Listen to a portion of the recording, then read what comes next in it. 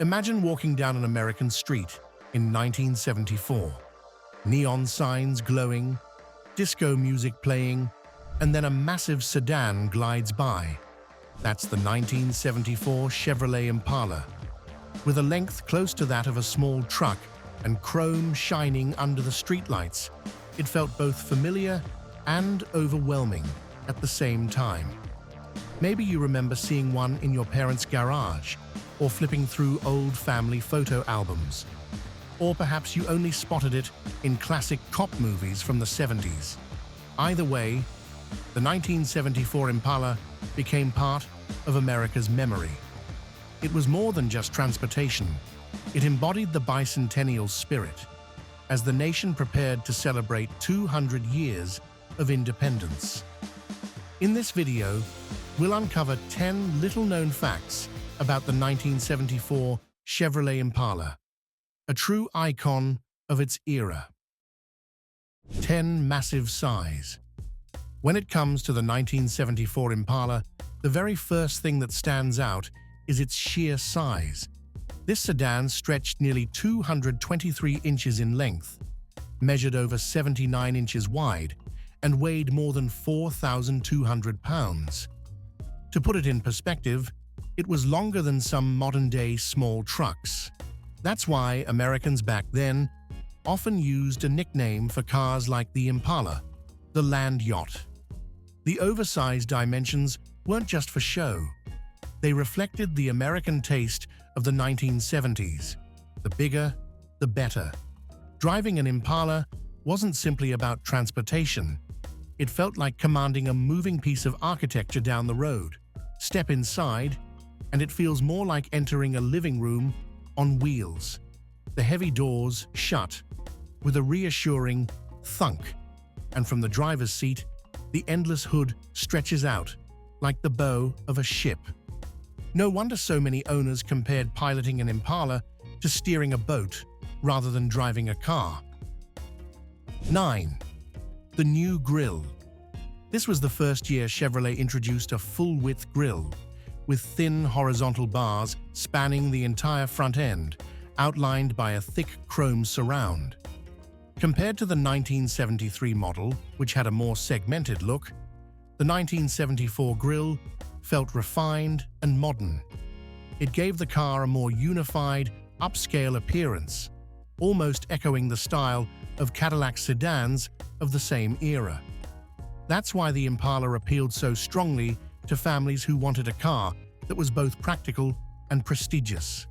Interestingly, this design mirrored the broader trend of the American auto industry: big sedans with chrome-dominated front ends. On the Impala, the effect was striking. At night, with the headlights on and the grille gleaming, it looked like a wall of polished metal moving down the street. For anyone who has ever seen a 1974 Impala in person, that expansive grille is often the first thing remembered. 8. The iconic triple-tail light design. If the front of the 1974 Impala impressed with its gleaming chrome grille, the rear stood out with its triple-tail light setup, a design signature of the Impala since the 1960s. Each side featured 3 circular or rounded square lamps, framed with chrome trim, giving the car a distinctive look that could be recognized instantly. Many people recall that on American highways at night, spotting 3 glowing red orbs in a row usually meant you were following an Impala. For me, that image always feels quintessentially American. Simple, yet iconic, much like Cadillac's fins or Pontiac's split grille. What's fascinating is that this feature wasn't just about style. It reflected Chevrolet's design philosophy: preserve one familiar detail so loyal customers could recognize the car even as other elements evolved year by year. On the 1974 model, the triple tail lights remained, but they were enlarged and positioned lower to align with the newly mandated bumpers. Today, collectors still admire this triple tail design. It not only made the Impala stand out on the road, but also serves as a reminder of an era when each brand spoke its own design language clearly, something that feels far less common in today's automotive world. 7. The 5-mile-per-hour safety bumpers. If you've ever driven or ridden in a 70s car, you probably remember one big change: those massive chrome bumpers showing up everywhere. And the 1974 Impala was one of the first models to follow the new rule: bumpers that could take a 5-mile-per-hour hit without serious damage. Both front and rear bumpers were oversized, wrapped in bright chrome, and fitted with black rubber guards on the corners. From a distance, it looked like the car was wearing extra armor, giving it a tough, almost bulky appearance. Some enthusiasts later complained it spoiled the Impala's sleek lines, but for people back then, those bumpers brought peace of mind. Many owners recalled parking lot scrapes or slow-speed bumps that left the car untouched. That solid thunk when shutting the doors, combined with the knowledge that a little knock wouldn't ruin your chrome, it was a reassuring feeling today's drivers rarely get to experience. And that's why the 5 mph bumper remains one of the most memorable details of the 1974 Impala. 6. New safety systems. The 1974 Chevrolet Impala came loaded with features that seem normal today, but in the 70s felt completely new. One of the biggest changes was the seatbelt interlock system. The car simply wouldn't start unless the driver buckled up. For the first time, Americans were forced to buckle before ignition. Interestingly, many drivers back then found it annoying and even looked for ways to bypass it, since seatbelt habits hadn't fully developed yet. Personally, I find this detail fascinating because it clearly shows the cultural shift, from seeing seatbelts as optional to making them mandatory. The Impala also added a seatbelt warning light and dashboard reminders, small but effective features that slowly reshaped driver behavior. Anyone who rode in a 1974 Impala might still remember the beeping sound or the flashing red light when someone forgot to buckle up. To modern drivers, such systems might seem basic, but if you lived through that era, climbing into a 1974 Impala and realizing the car refused to start until you buckled up was a moment you'd never forget. 5 massive engine options. The 1974 Impala stood out with an almost unbelievable variety of engines. Chevrolet offered 7 V8 choices, ranging from the familiar 350 cubic inch small block to the enormous 454 cubic inch big block. Power ranged between 145 and 270 horsepower, depending on configuration. To me, it shows how even a family sedan back then had to carry a dose of pure American muscle. Imagine driving a 9-passenger wagon, loaded with luggage, yet under the hood sits a 454 big block. You wouldn't just feel like you're driving a family car, it would feel like commanding a highway beast. I'm certain many Impala owners at the time felt proud of the effortless power and surplus torque every time they pressed the throttle. Even though the 1973 oil crisis had people worrying about fuel consumption, Chevrolet kept those massive V8s. And personally, I think that decision is what makes the 1974 Impala so memorable. It reflects the American mindset of the era. Power first, worries later, just before the auto industry was forced to shift toward efficiency. 4. A living room-like cabin. The cabin was wide enough to seat 6 comfortably, almost like a living room, with long bench seats trimmed in cloth or shiny vinyl. The wraparound dashboard curved toward the driver, paired with a large steering wheel and straightforward but practical controls. Stepping inside, you immediately felt the sense of openness, The long doors closed with a solid thunk. From the back seat, you could stretch your legs without ever touching the front row. Personally, I find it fascinating when I look back at Chevrolet's old ads. They described the car as a room on wheels, and honestly, that description wasn't an exaggeration. Luxury options added to the experience: a tilt steering wheel, air conditioning, even an AM/FM radio with cassette player. All these features made the 1974 Impala perfect for long road trips. 3. The suspension that defined its smooth ride.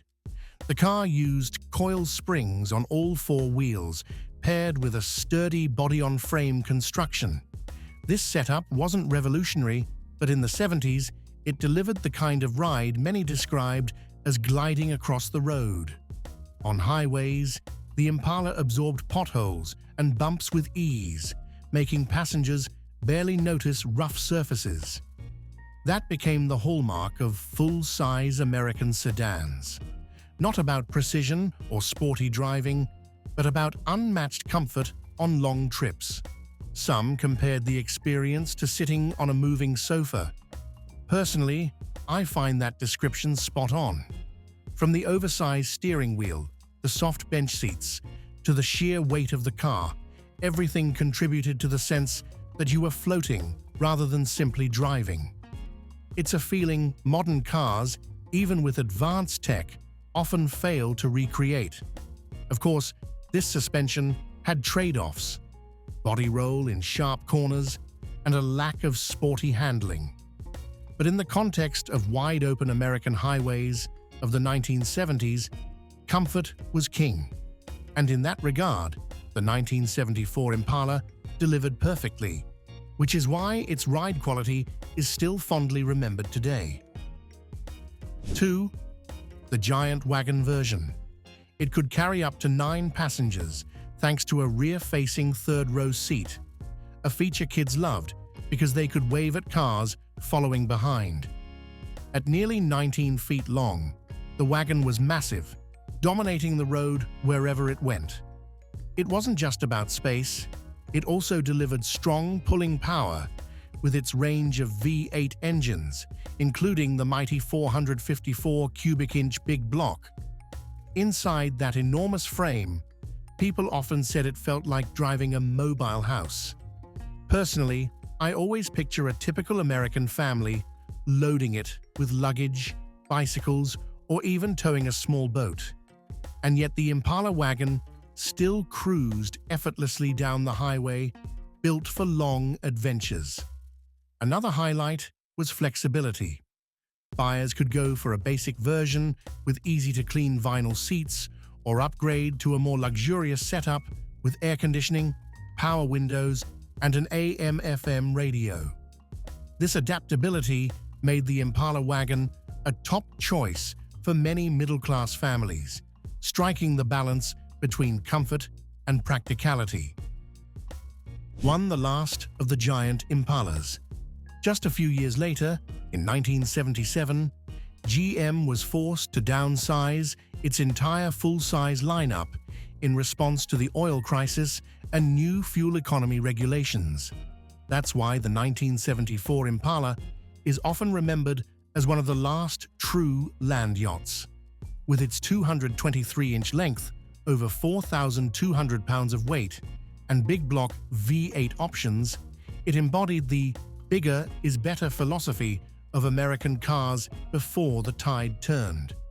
I've often heard people say that when they drove a 74 Impala, fuel consumption wasn't even on their minds. What mattered was the confidence of cruising down wide highways in a car that filled the lane and offered unmatched comfort. Looking back today, it might seem excessive, but at the time, owning such a massive Impala was almost a symbol of prosperity and status. What's striking is how the disappearance of these giant Impalas left a void in American memory. When GM introduced the downsized 1977 Impala, many loyal customers felt something had been lost. They longed for the days when a car wasn't just transportation, but a living space on wheels. That's why the 1974 Impala is often remembered as a farewell to the golden age of America's oversized sedans. The Chevrolet Impala wasn't just another full-size sedan. It was a mirror of an era in American car history, a time when comfort, massive size, and V8 power were the standards. From its wide chrome grille and signature triple tail lights to the family hauling wagon, the Impala carried both the bicentennial spirit and the lifestyle of 1970s America. Now, I'd love to hear from you. Have you ever seen or ridden in a 74 Impala? Or do you have memories of America's giant sedans? Share your story in the comments. It's how we keep the legacy of these historic cars alive together. And don't forget to like, subscribe, and ring the bell so you won't miss more fascinating stories. Our journey through classic cars is far from over, and I want you to be part of it.